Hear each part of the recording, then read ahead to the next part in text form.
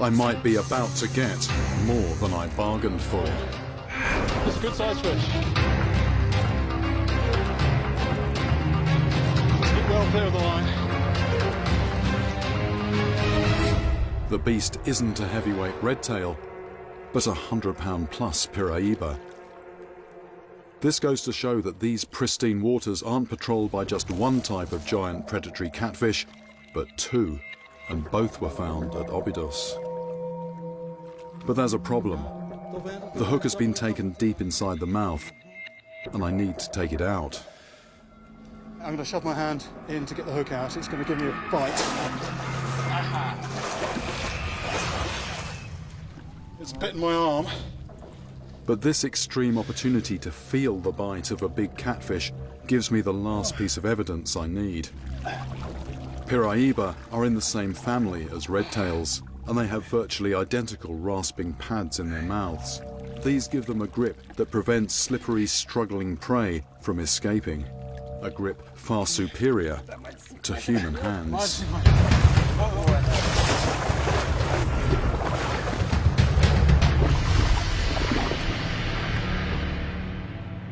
And a grip that I now know would have no problem holding struggling prey.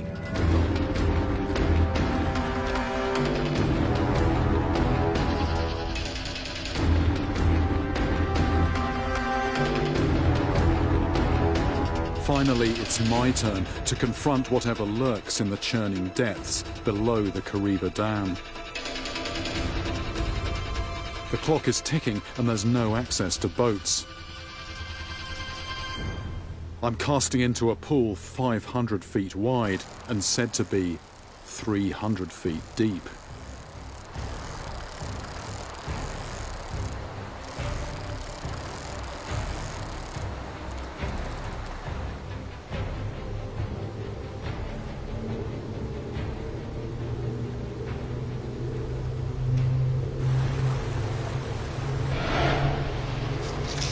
That's the fish on. I just want to let that other line. I'm just going to wait till it comes this way. Its instinct is to pull down towards the bottom of this 300-foot pool.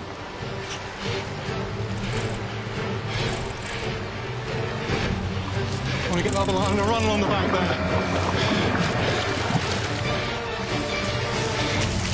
That's a vundu. What a fish and what a place to catch it in. Could be crocs here. So what I'm going to do, I think I'm just going to pull it. Just looking for a good place to land, maybe up here. A big one of these would be capable of taking a baby. And with a mouth this wide, it could suck in almost anything that passes. It would be capable of pulling an unwary fisherman if that fisherman had the line wrapped around his toe. Both possess powerful serpentine bodies. And perhaps the fangs on the traditional carvings are inspired by the extraordinary barbels that vundu use to hunt down prey. My journey along the relentless Zambezi has made me realize that any creature that can survive this unforgiving river for millennia has to be a force to be reckoned with. Whether or not this is the beast behind Nyami Nyami, I mean, it certainly embodies the power of this river. This place would certainly appeal to a monster, an easy, vast and ready supply of fish scraps to feast upon. But with all this free food, will it find my offering appealing?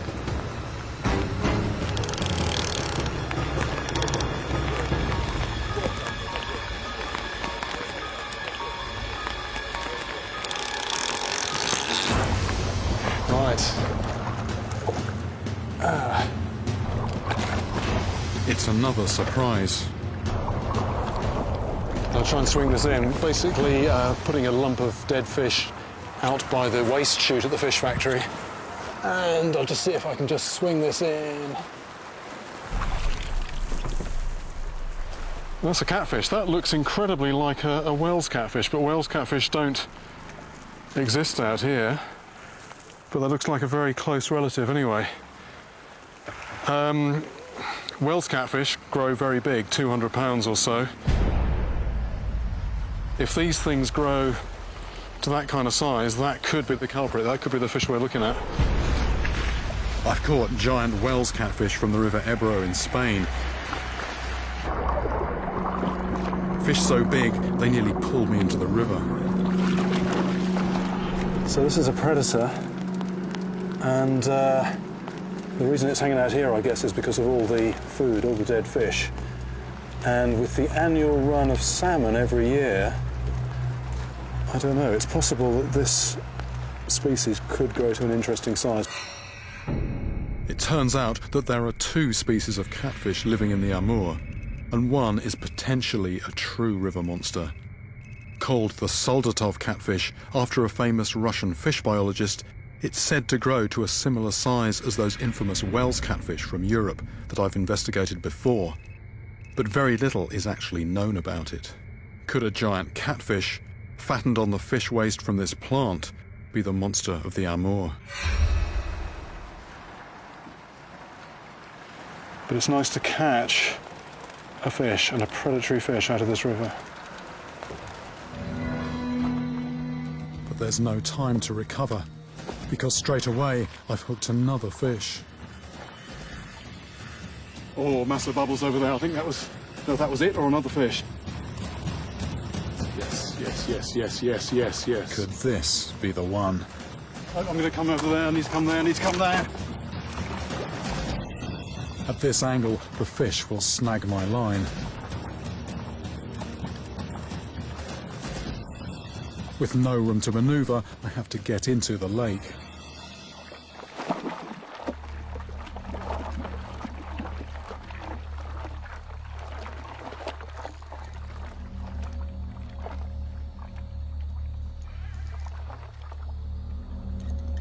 There's a hell of a fish if this is hooked in the mouth.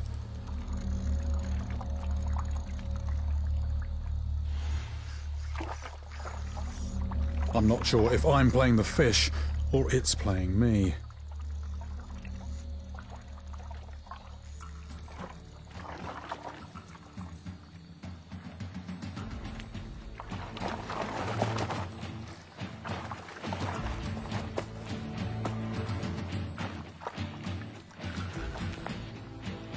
After a full half hour, finally it begins to tire.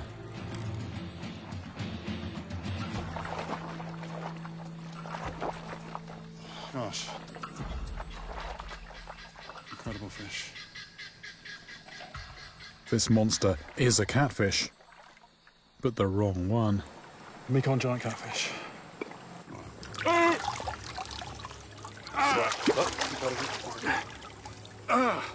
It's still fighting me.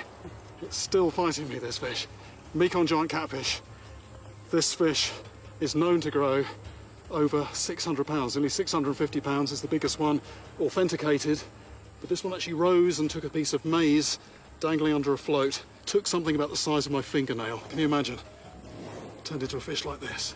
Incredible, strong fish. I position a bait in the middle of the pool, then pay the line back to the rock.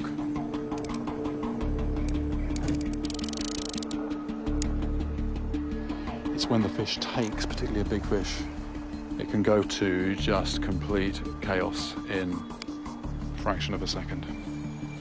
If you don't do everything right, that's when you can get human error.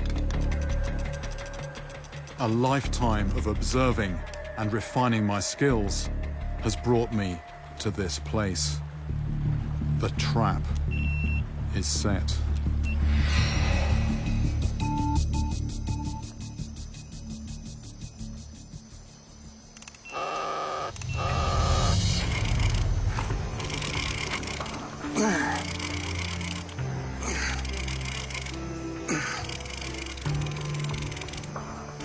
I'm bringing about 150 yards of line here.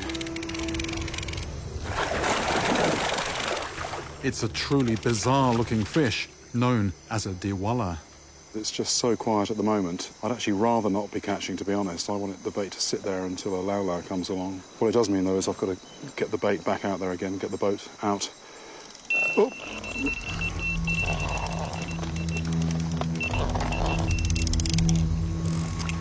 just going to take up slack on here. And I think I'm going to put that down until something decisive happens.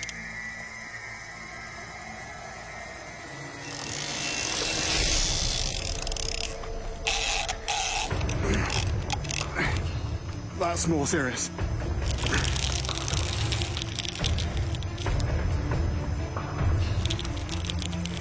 This time, I have no doubt about what's on my line. That's gone solid.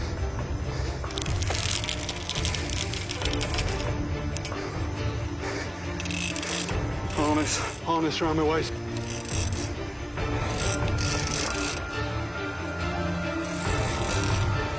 Can you get that away, please? Neville! That light on my face is a pain in the arse, I'm sorry.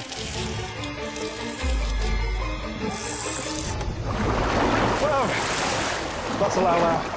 It's a low.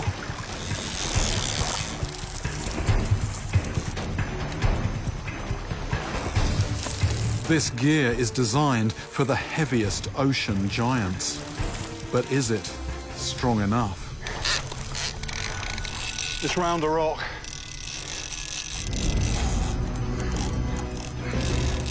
I'm using thick monofilament line for just this reason. But it's being tested to its limit. I can't let that line break. Can you get that away, please? We need to be careful with this. That's good, it's out of the rock, whatever it was. But this fight is not over yet. The fish is nowhere near tired yet. Neville! We want the rope, please. There it is. Just be very careful, Neville. The fish could kick off, even though it's like this. Can someone help me around the waist? It's an unbelievably muscular animal, built for speed and power. What I might try and do is get that hook out first. And there's its signature weapon, that enormous mouth.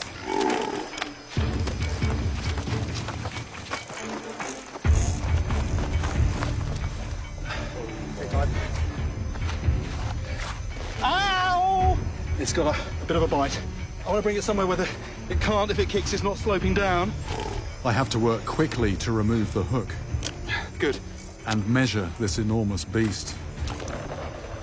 I don't want it to be out of the water any longer than absolutely necessary. In inches. And girth in front of the dorsal fin is 50. I'm having to use scales designed for lifting concrete blocks. Sounds okay.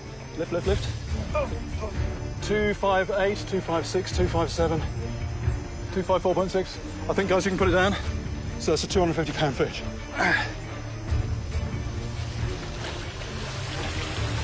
My whole life, I've longed for this moment. Oh, only just starting to be able to think straight. My respect for these fish over the past few days has really grown.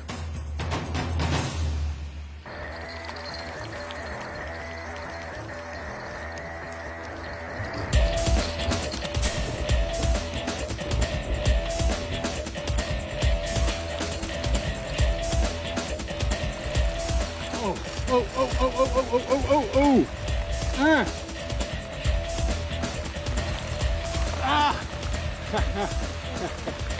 If this one pulls me over, I'm in real trouble. I was nearly tipping forward over that edge. I was just going a little bit.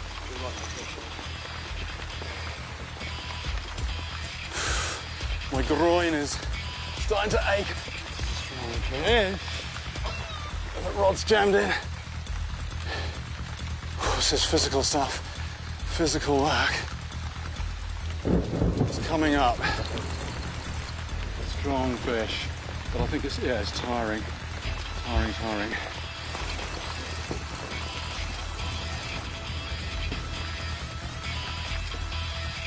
There it is. There's the fish. Hey. Good grief. My crutch is killing me. And there it is. But does it weigh more than 150 pounds? The measure of the beast, that is 7 foot 1, 2, 3, 4, 7 foot 4 inches. Then you open the mouth. You can actually hear the echo coming out of the mouth there. Hello, hello. And I can see its gullet opening and closing. If I was so inclined, I could put my fist down there quite easily. That is an eating machine. The whole thing is nearly 8 foot of just solid rippling muscle. If that grabbed hold of your leg, that's an unpleasant enough thought, but if that decided not to let go and you were swimming, you'd be history. I'm about 175 pounds on a good day or a bad day, depending how you look at it. This fish could be more than that. Yeah. 74 kilos, that's about 163 pounds. Not quite as big and fat and ugly as I am.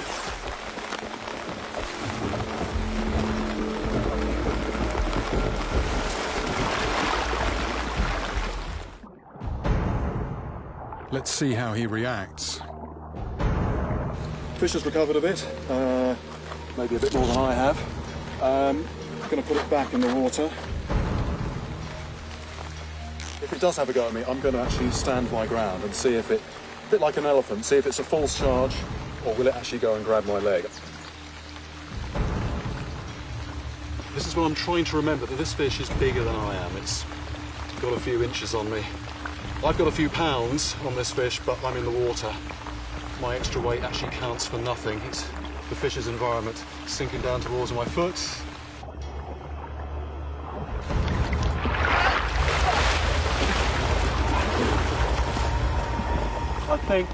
I think my reflexes overruled what I was wanting to do, which was stand my ground, but I can visualise it too much, what might be going on down there, what might be going through its mind, so don't tangle with these guys in their environment is the message.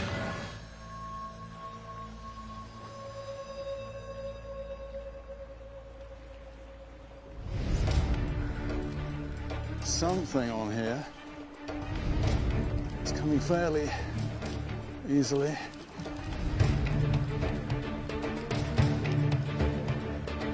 I can see something on the surface. It's coming towards me. I can't see what it is very clearly. That's an armoured catfish, right in the end of the tail. Aguento una vez. This is the first fish I've found in these waters that isn't heavily armed. Instead, it has serious protection. I'm being a little bit careful where I hold this. I'm gripping it by the mouth because that's one of the few safe places to hold this fish. It's got sharp spines here, here. These spines are obviously for defence. It's just to stop larger fish from making a meal of them, or to deter larger fish. It's almost like a saw blade down the side. Inside the mouth, though, is completely soft. I can't feel any teeth, I can't feel any pads. I'm guessing this is not a predator. I imagine it usually feeds on whatever it can suck up off the riverbed. But it seems the murky depths must be a pretty hostile environment. Just looking at the defences on this, the fact that a fish this size needs defences, I'm wondering what else could be down there that possibly feeds on this.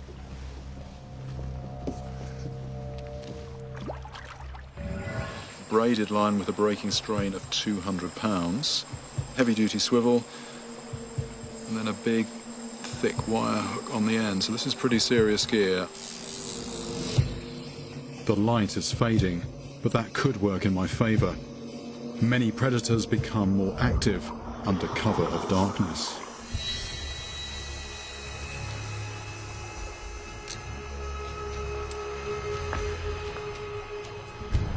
I don't have to wait long.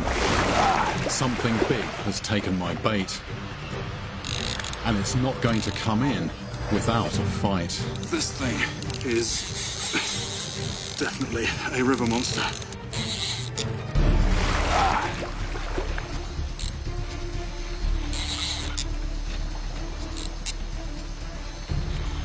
Oh, I've been struggling with it for what seems like an age, but the fish shows little sign of tiring.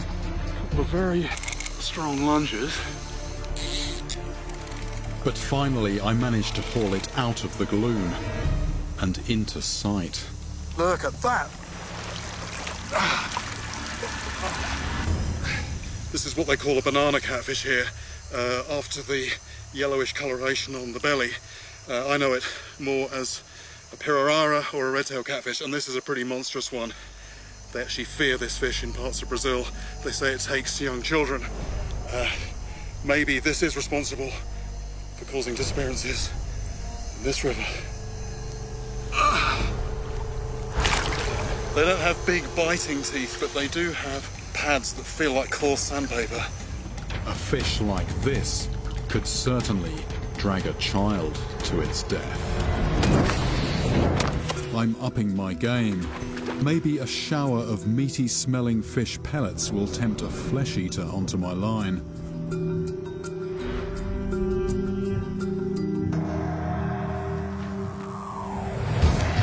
It's another bite, and this beast feels much bigger than the last one. It's going the entire length of the lake. To keep the line clear of snags, I have to get in the water. It's heavy. It's not wanting to show itself. I keep thinking it's nearly ready, and then it just goes off again. Could this heavyweight perhaps be the Mekong's mysterious mutilator? As long as my Okay. feet are firmly planted, I'm gonna come back I'm a not bit. in danger. But one more powerful wrench on my line, and the fish has the advantage.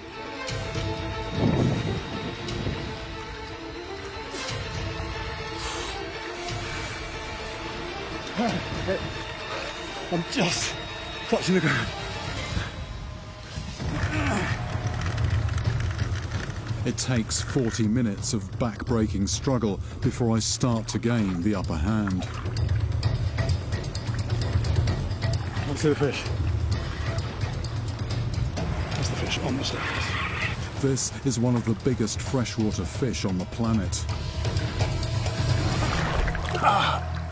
Large Mekong catfish. Very hard to hold up.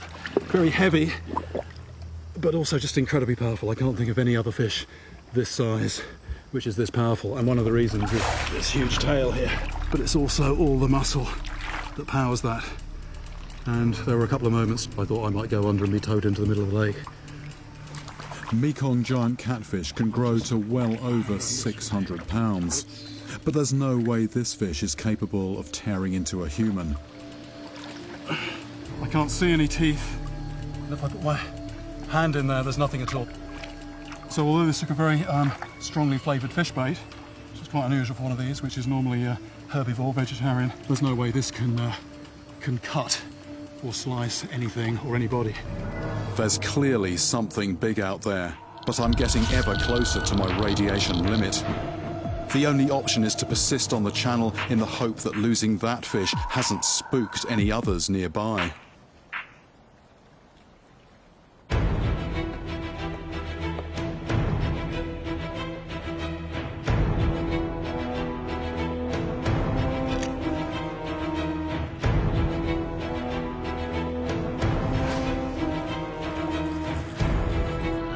My body is being constantly bombarded by radiation, and I'm teetering right on the edge of my time limit, when finally I set the hook. It's a fish, a fish.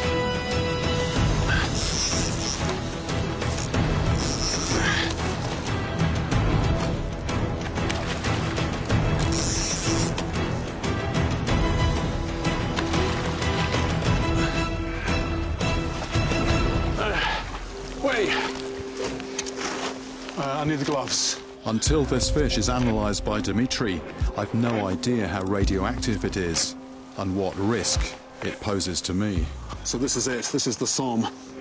Long, dark, tapering body shape, the wide head, slimy skin, tentacles, teeth a bit like a worn-down brush. Yeah, absolutely positive ID. I'm finally holding the biological black box I've been searching for. I may have caught bigger, but never a fish as extraordinary or significant as this. Dimitri's research will later reveal that far from being the mutant giant of science fiction, this Chernobyl catfish is under half the normal size for its age, its stunted flesh harbouring 16 times the usual level of radiation. So I came to Ukraine to investigate stories of a fearsome water monster living in a remote, rural corner of the country, only to find it long gone, the victim, as is so often the case everywhere, of relentless human progress. So how strange that I should find this fish here, the site of the world's worst radiological disaster. It's in the fast water. Something very powerful in here. Try and relax and keep a bit calm. Gaining a tiny bit of line.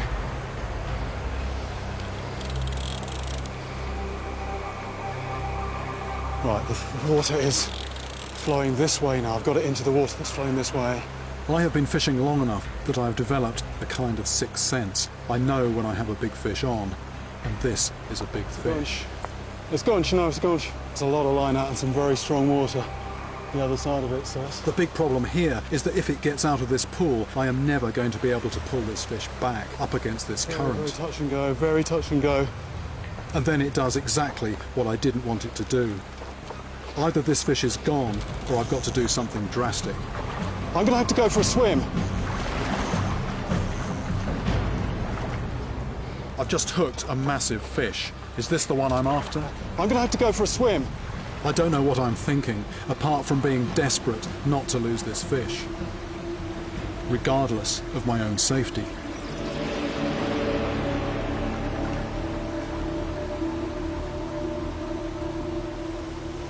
Wait till it comes up. Wait. Now!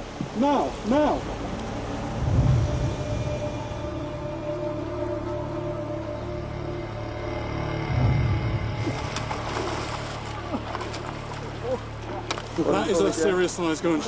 That is a man-sized animal. That is as big as a person. It is bigger than a lot of people around here. That is a big fish. They do exist, the gunch do exist. 6 foot of muscle behind that mouth, and those teeth are just like shark teeth pointing back. If that got hold of you, there'd be no getting away. When I was diving with Rick, and we were seeing these beasts under the water, and they just look so otherworldly. Is it a hallucination? Do these things really exist? And yes, the goonch does exist. Just the absolute perfect predator. Huge mouth on there. Huge mouth. And if anything just comes down within range of that mouth, it's too late. I mean, big as this fish is, the fish that is taking people would be bigger than this. I mean, it wouldn't actually need to be more than a couple of feet longer, but that would really give it a bit more weight. I mean, it would probably weigh twice as much as this. And, you know, just the thought of that is quite terrifying. Okay, is it off the ground? Now, yes. Okay, 166, 161 pounds. The description given by Surendra Bora of the creature as an elongated pig easily corresponds with the smooth, scaleless back of the goonch. Kesar Singh's statement that he saw a black shape also matches. And the sucking force caused by the opening of a vast mouth that Jogar Singh talks about, that also matches. I think that what the eyewitnesses saw was not an elongated pig, not a mythical creature, the Seuss, but this, the giant devil catfish, a monster-sized goonch fattened on human remains. I think it's time he went back in the water. He's starting to recover. Back in the water just to get the last little bit of energy, and then back home, I think, for me and the fish. Goonch catfish are now very rare. This monster's not the Kali killer. Even at 161 pounds, it's just not big enough. I came to prove that giant catfish exist here, and I've done that. And I think I've hooked a Piraiba, Come around, gotta come around, gotta come around, gotta come around. the largest catfish species found here. It's a good size fish. Haven't seen it yet.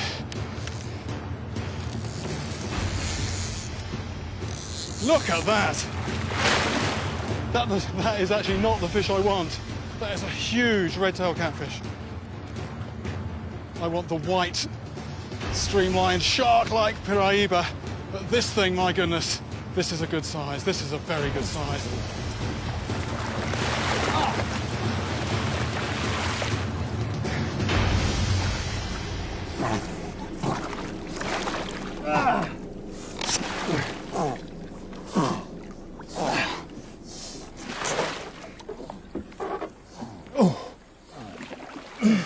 There we go. I mean, these things don't grow, don't get caught much bigger than this, so I'm going to weigh it. Can you read that? Right, this is 80 pounds, this one. 80 pounds. It's very, very big for a red-tailed catfish. Not an easy fish to lift. Now that this fish is in the boat, it is pumping air, not water, over its gills, creating these strange sounds. That is a big old catfish. And it's getting me in training for the Piraiba. The only thing is, too many more experiences like this one, and I just won't have any energy for a fish that's bigger than this. And I mean, this thing is just a huge head, huge bony head, tapering off into this leathery body, and a great big wide mouth there. Without any teeth as such, but it's got real good grasping pads. Unlike a shark that can bite its prey in half, catfish have to swallow it whole. So if they are overly ambitious, they will choke. But this fish has a different problem. Inside its mouth is a parasitic bloodsucker. Another one here. The storm eventually blows over. But after such heavy rain, the rivers could swell and become unfishable, possibly in a matter of hours. Setting up on the bank as before would eat precious time. So I decide to moor up and fish from the boat.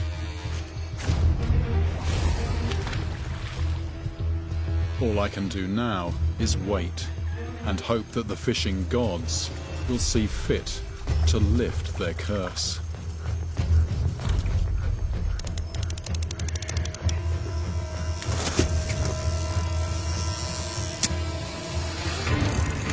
We got a fish. But there's work to do. It's on a tree.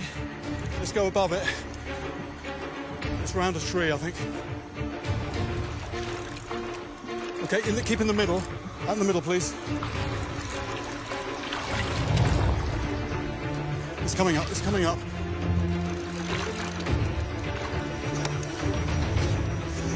Right.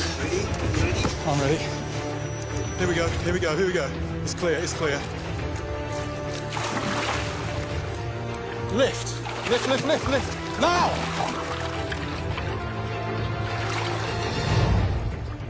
We have it. We have it. Tupper. We have it. Let's go to the bank.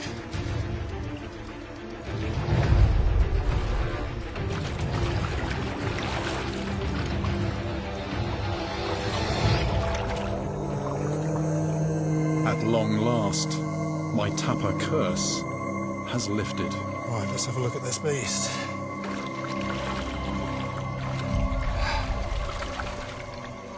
Lengthwise, it just goes on and on.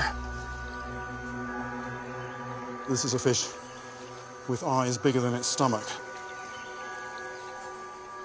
Dogs, huge lizards, a cow, and even humans.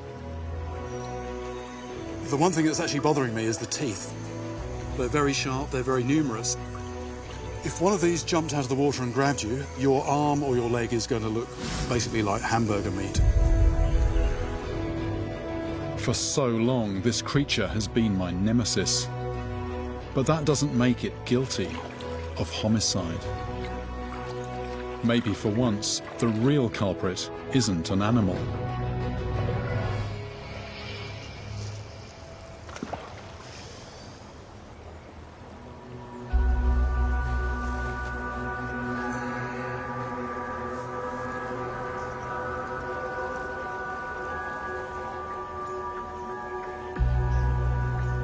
The hours tick by.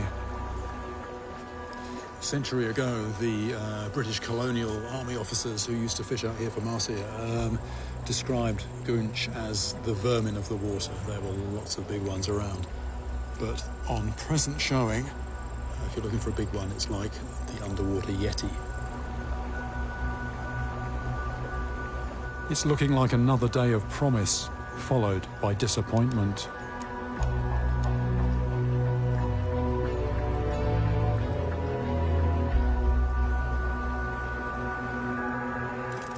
Oh, there we go. A distinct tap on my line.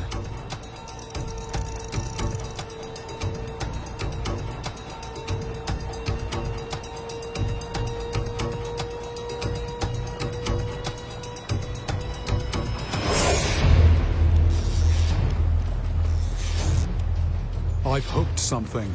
Oh, come here. But I'm struggling to control it. This feels a bit different. Might need the boat.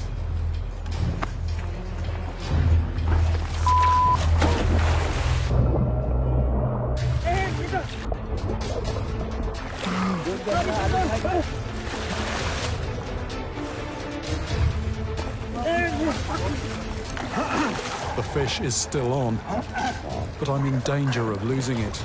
Okay, got it.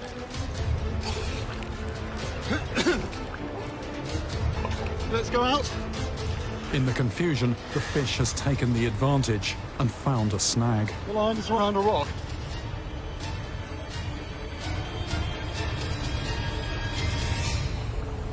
Damn. That's gone. It's gone. Oh, no.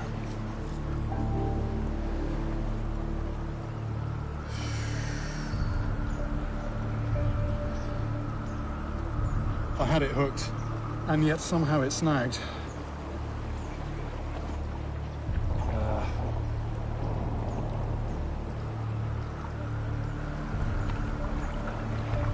The position of a rock in the wrong place.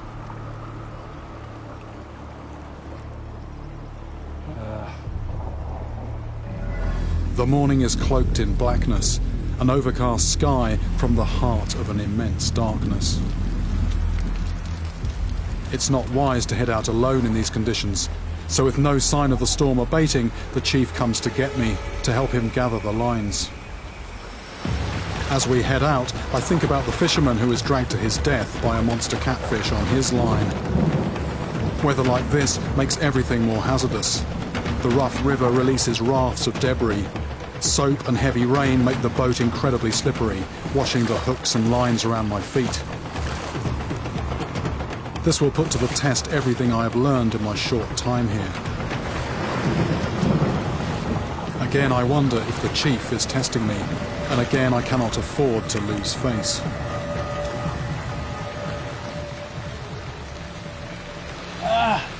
C'est the poisson, the poisson. The line is tight. It's really hard to undo the knot here, which can mean it's a fish. So I just need to make sure that once I've untied it, I've got a good grip on it. Okay. Clambering over the hooks here. Hands on the hooks, don't like that. Oh, okay. I'm getting absolutely soaked, but I don't mind that if that's fish.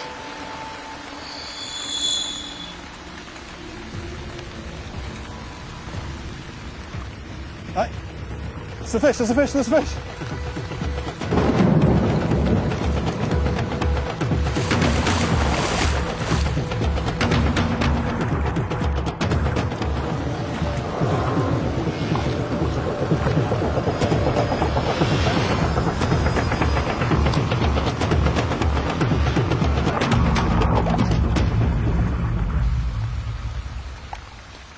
thought I felt something else possibly. Something moving down there. 2 fish can mean double the power. So, hey, that's kicking. But fortunately, it looks like they've already lost a lot of their power, struggling to get off the lines. I mean, luckily these fish have probably been on the line for a little while. Let's get all this line well clear from me. And I can feel something else pulling. I think there's something pulling on the end of this one. There is, there's a kick, definitely. I'll just get this hook sorted. Oh!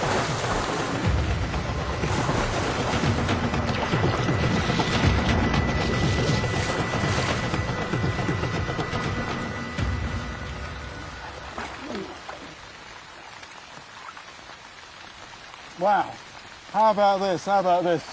Nothing. And I think it could have been the rain that, well, it's quite possible it was the rain that got them going. 3 nice sized sunny there, 3 very nice sized sunny. The weather's kicking off though, I mean, it's coming, it's getting worse. There's lightning. I want to have a look at these fish, but I think, priority should be get back to the village, have a good look at them there. My priorities, I realise, have changed. 25 years ago, I left the Congo feeling cheated for not having caught the big fish. I returned determined to settle the score, but I'm leaving feeling humbled by this great river and the people who eke out a meagre existence in this crucible of violence. Again, I didn't catch the big one. Maybe they're no longer here, but I did discover that the 3 I caught could be more than capable of pulling a fisherman overboard if you're using the hazardous local methods. Instead of just being abstract jottings in my notebook, I came to really understand how those accidents could have happened. You're in a narrow, wobbly canoe, maybe there's waves and wind complicating the situation, there's a fish on the end, it's pulling, and you just lose your concentration for a moment or happen to slip at the moment when that fish makes a lunge. You've got a loose hook, flies through the air very easily, it's in your hand, it's in your leg, you're over the side. And actually in that situation, even a fish this size, you're not going to have a chance against it. This is going to pull you under. You cannot pull against a fish even this size. Just grab the bait, bend the rod, and then let go.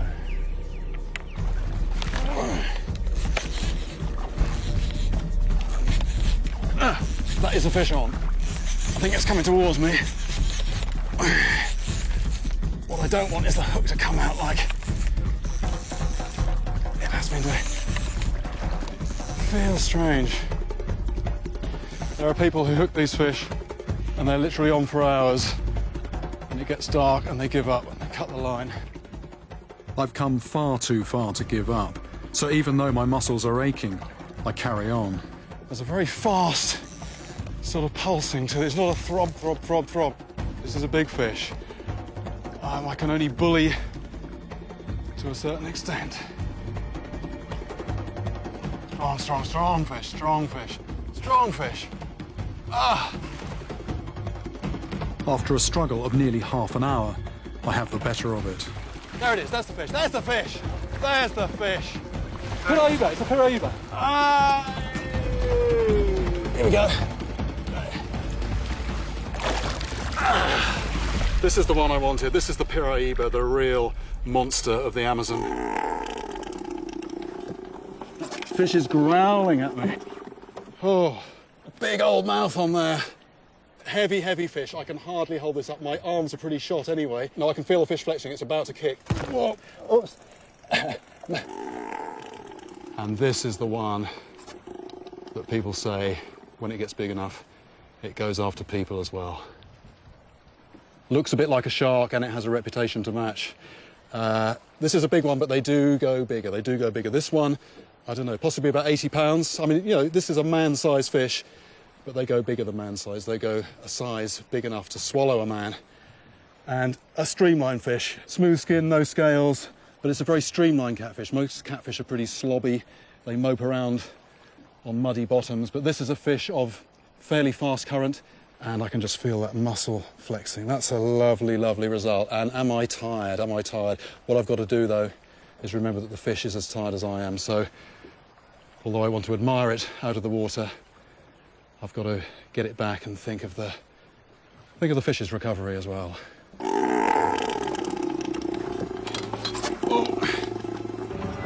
Then something shifts. The fish seems to be getting a little bit more agitated, which is not so much a sign of increasing strength, it's getting near to the boat. Coming up in the water, coming up. Subinda, Subinda. There's bubbles coming up, there's bubbles coming up.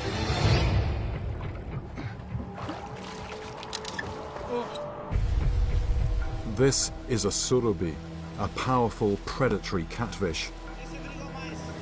This is the biggest one I've ever caught, so I want to take a really close look at this 80-pound monster. This streamlined predator massively outsizes the palometa. It's got hundreds of tiny teeth that function like gripper pads to seize and hold fast onto prey fish, but they're not going to do any serious damage to human flesh. I've got no qualms at all about putting my hand in there. No way am I going to lose a finger. No way is that going to take a lump of flesh out of me. Well, I suppose this answers my question.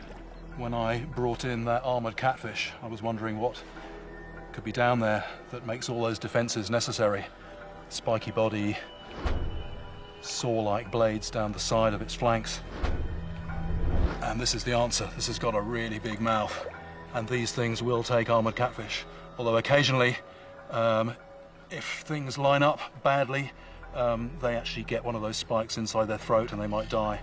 But generally, they aren't deterred. They will eat them. This cloudy water makes the whole experience really creepy. I keep expecting a monster to loom out of the murk.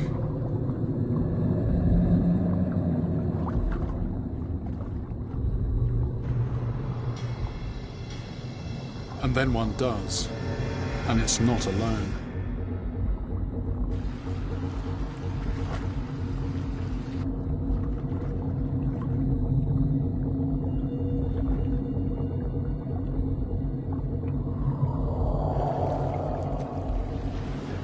How many do you see? I think I saw 3. There's more than that. Yeah. The whole pile of them in here. Yeah. And not like you think. Not kidding you, there's at least 6 in here. They're all stacked in there like cordwood. There's some powerful animals in there too. I would not want to run onto those 9 feet long. They're just such a horror. Oh. And they're strong. They're really strong. One of them just walked the camera with a tail. And I'll tell you, there's not a fat catfish. This thing is strong. I can see it couldn't pull somebody in. Yeah. This is the first time the Goonch catfish has ever been filmed in its natural habitat. They bumped the camera a couple times underwater and I could feel their strength.